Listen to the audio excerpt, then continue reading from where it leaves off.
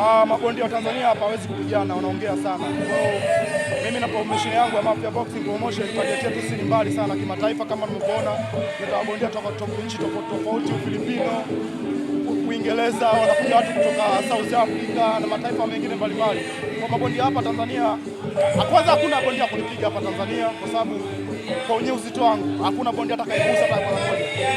Wewe unayeona nasali interview hii wanaisikia wale wa uzito wangu, hakuna bondia yoyote yule ambaye unaweza ukatusaidia kuwataja walioko juu.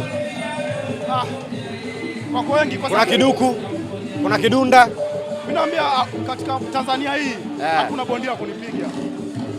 Ukitaka kuamini nenda kawaoji kwamba hivi ikitokea fight na Shagambi itakuwaje. Hawezi kukubali, ataanza kuongea. Mimi sipendi, sisi Mafia Boxing hatupendi maneno. Ndio management yako ilishajaribu kuattempt hata kutoa Kiduku? Tulisha test kwa mablaza kaza, siwezi kuwataja kwa majina.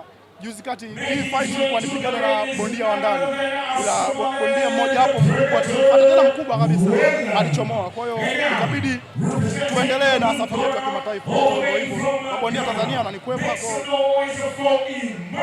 Tunaweza kusema kwa Kiduku na Kidunda wanamkimbia Shagembe. Tukisema hivyo tutakuwa sahihi? Sijawataja kwa majina. Nimesema mablaza wetu, mabondia wetu wakubwa wa Tanzania unaojua wewe hapa Tanzania, mabondia wetu wakubwa ambao wanajitawanya, ambao wako kwenye uzito wako. Tumewapeleka ofa, kama mnavyojua Mafia Boxing hatuna show ndogo. Wamekimbia.